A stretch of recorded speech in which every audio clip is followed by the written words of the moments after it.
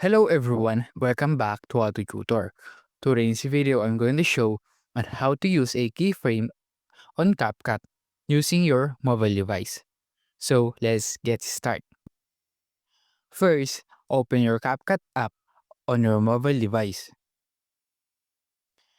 Choose a project that you working on. Now, for example, I want to zoom in my clip. So what I'm gonna do, just stop the clip.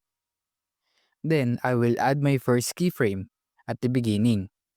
After that, I will add my second keyframe at the part that I want to zoom, right here. Then, I will just zoom it, just like this. After that, play the video to see the result. Hello everyone, welcome back to How to Tutor. If you want to zoom out, just do the same thing. So I will just add my second keyframe right here. Then I'm gonna zoom it out, just like this.